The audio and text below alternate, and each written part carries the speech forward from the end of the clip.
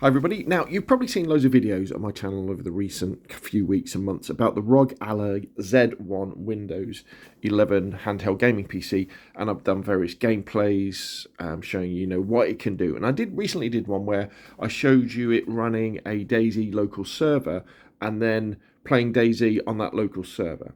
And I thought, well, wait a minute, why don't I do a video showing you how you install that local server on your ROG Ally Z1? And this would also apply to it applies to any Windows PC or any Windows 11 PC or Windows 10. It's very, very similar.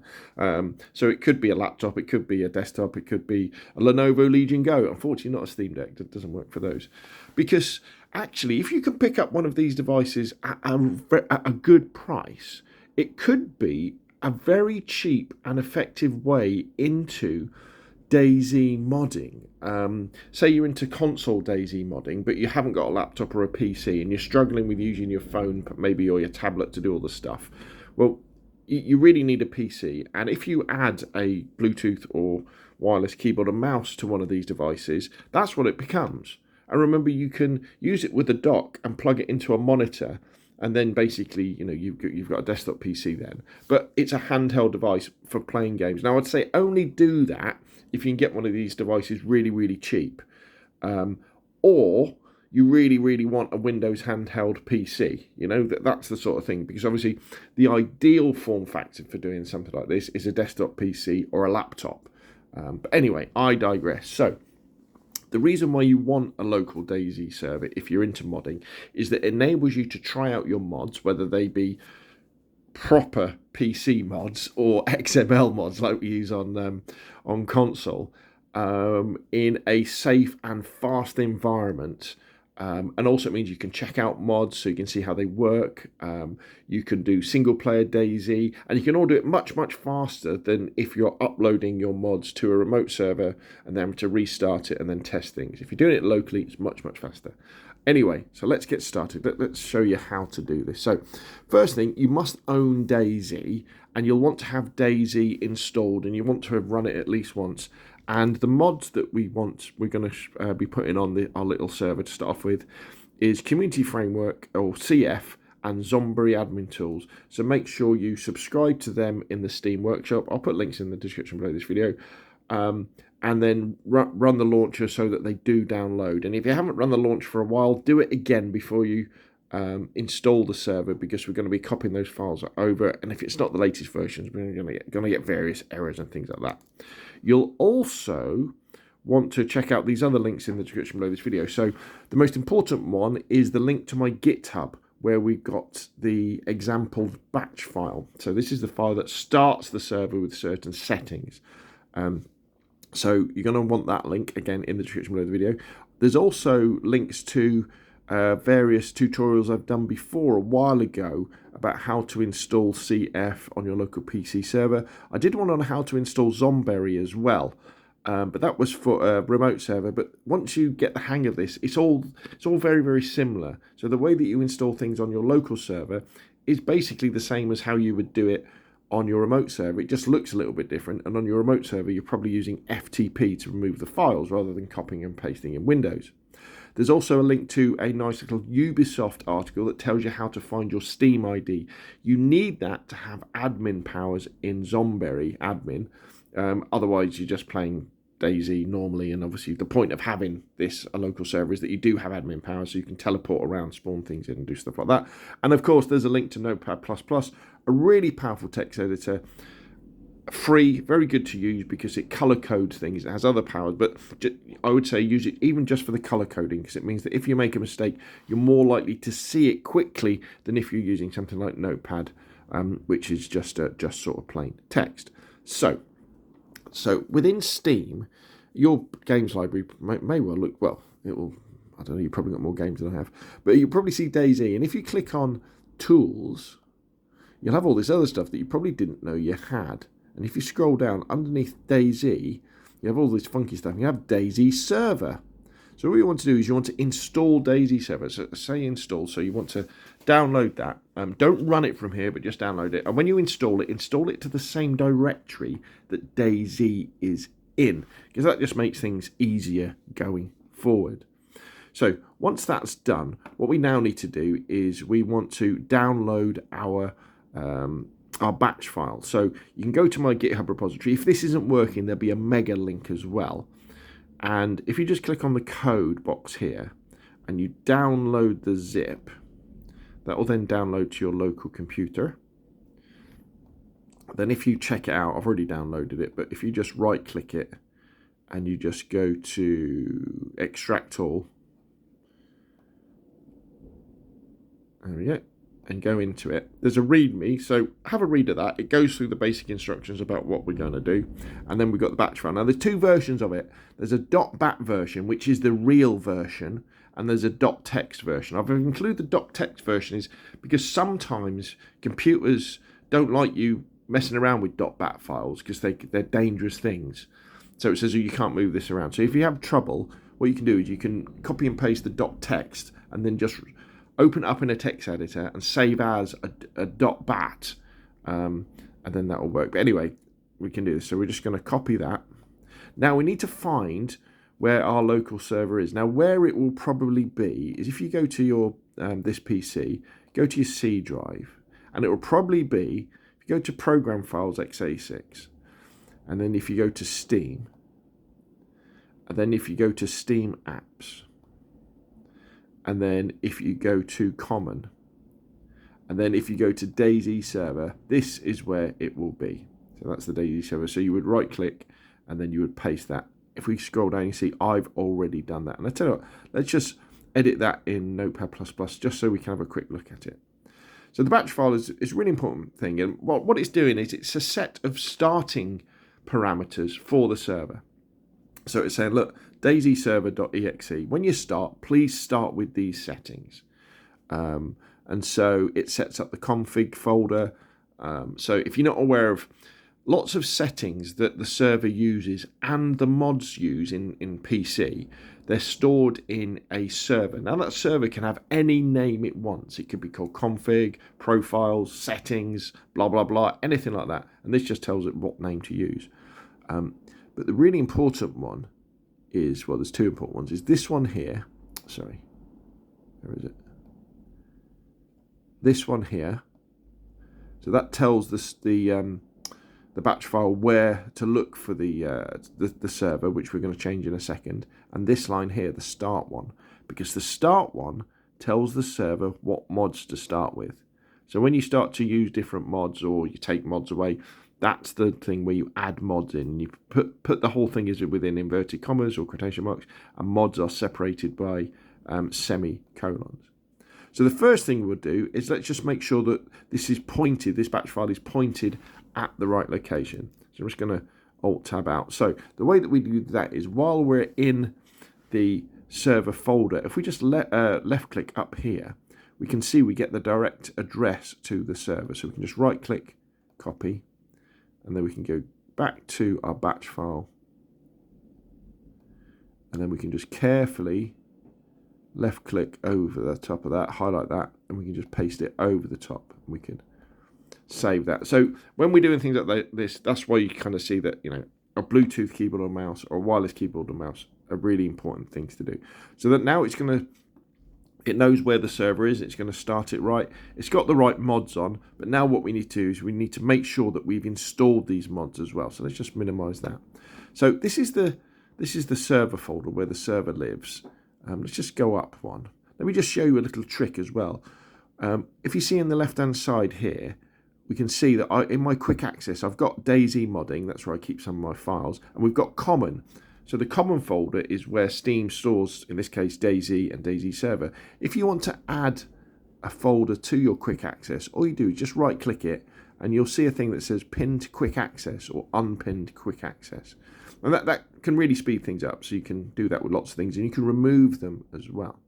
So what we want to do now is we want to go into our DayZ server, and we want to go into the workshop folder. Now, sometimes this might be hidden, but it will be there.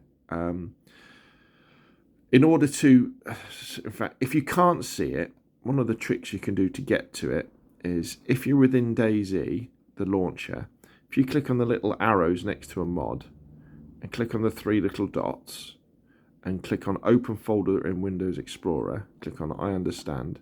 That will then open it. So there we go. So we're in there. And what we want to do is we just want to tick Community CF and VPP and Zomberry admin tool. Sorry, those two. And then what we want to do is we want to copy those. So which is that one there. So you would click copy that. Then we go up into the DayZ server, right click and paste. And you'll have CF and Zomberry admin tools will now be there. We're still not done yet though. Just what we need to do, you go into CF, you go into the keys, and you right click and you copy the key, and then you go into the keys folder for the server and you paste it into there. Again, you'll have the option to paste it. Obviously, I've already done it. Then you go to Zomberry admin tools, go into the keys, you'd copy that, and you go up and you go into the keys folder and you paste it in there.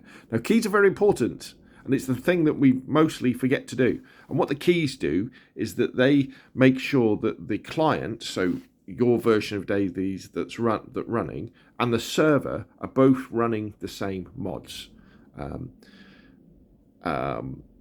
So make sure that you remember to do the keys bit, because if you don't, it won't work, and it's the most common thing to forget. So they're both in place. Now, it's also important to point out at this point that when you first install a server and mods, often they'll need at least one cycle, one start-stop run to kind of get themselves ready and get themselves set up, especially when it comes to setting up the configs or the profiles for a particular server.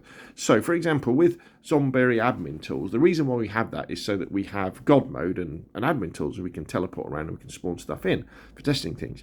But in order to be able to do that, Zomberry admin tools needs to know our Steam ID. But that is stored within the config and within the Zomberry folder, and you'll see admin. So if I open this up now, I do it no plus, it's got somebody else's, I don't know, it's probably the guy who made Zomberry admin or something like that. However, if you look in your one now, your local server, the config folder probably won't even be there, and the Zomberry setting won't be there yet. That's because the server creates these and the mod creates these the first time it runs. So when it fires up and it clunks its way through these, it will go and it will create those folders, and then you can go in and we can add the extra little bits that we need to add in, and then we can make it work. So we've added our mods, we've copied them over, we've added our keys, our batch file is ready to go. Just remember that as these mods get updated, because doing it this way means that our local server mods aren't being updated. So every now and again you'll log in and it will go, the client has a newer mod than the server, please wait for the server to update. And so what you do is you go back and do what we did before. So you go to your workshop folder within DayZ and copy the whole mods over, just copy them over the top. If you get problems where you've done that and it previously worked but doesn't work anymore, make sure that instead of just copying and pasting your old the mods from the workshop folder into your DayZ server, delete the ones in your DayZ server first. So delete the whole folder and then do it, because sometimes you can get problems with PBOs, old PBOs hanging around within that folder that aren't needed anymore, or have changed the name or something like that. Okay, so what we would do at this point is we would go to our batch file, and actually I should tell you, so why is mine batch file called what it is? Now, a batch file can have any name it wants, it doesn't really matter, but I call mine after the mods that are on it. So my server will always start with CF, that's a given, but you can probably see that it's start, because it's a start batch file, -ZB for Zomberry, and -churnerous.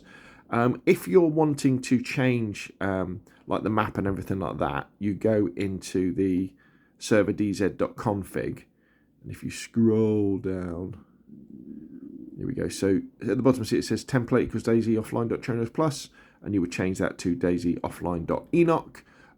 There's lots of videos out there that tell you how to change the config. So within here you can change how how fast the time passes, the date that the server starts, all that sort of stuff. I'm not going to go into that in this video because you can just search for how to edit DayZ server config, and that will do that that way. Okay, so let's close that. Let's close that. So we're ready to go. So what we do is just click that. Oop, no, we don't. We go to Zomberry turn us back. So click that. Now you'll probably get a warning the first time, and it will say, "Don't start this." And up to the left, it will say more details. So you click on more details, then it will say run it, and then you run it because it's fine. So what we can actually see here is if we click on this little white box, this is kind of the log file for the server running. It could be quite interesting to look at. And as this is clunking along, you can read it spawning in things and deleting things and doing all sorts of stuff. Ignore errors, really. I very rarely look at my error logs. It either works or it doesn't. You can go through error logs to kind of find things out where things might have gone wrong, but it's not really part of my fault finding. I tend to just start again if I've got a problem and just go through the steps one by one. So the server's running nicely. Fantastic. And what will have happened now is your config folder will have appeared, and then within your config folder, a Zomberry folder will have appeared, and it'll start writing their various logs and stuff like that, and the admins file would have appeared. So what you can do now is if you edit that with Notepad++, what we can now do is where you've had your Steam ID before, so when you found it from that Ubisoft link that we showed, if we put that into there, carefully, and then we save that.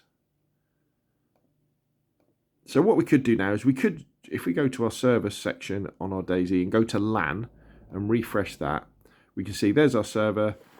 We can look at that and click on more details, and it's running with these particular things. However, I don't particularly want to do that yet because we want to really restart the server so that we can log in as an admin. So what I'm going to do, so to stop the server, all I'm going to do is just press spacebar like that, and then you can close it down. And then what you do is you can then go back to your batch file.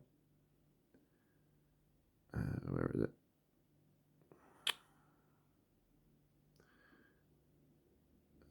There we go. And we can restart the server. So it's starting again. Go back to DayZ. And if we just refresh this,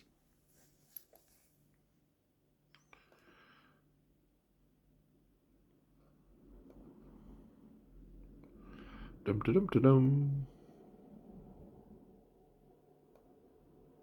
we go. So it's fired up. So we can say join. So they're the mods we need. So set up DLC and join. Big fingers crossed. Now remember what we're doing here is quite complicated. In fact, tell you what, let's change this up to 15 watts. I turned it down. Oh, we might have just had a crash.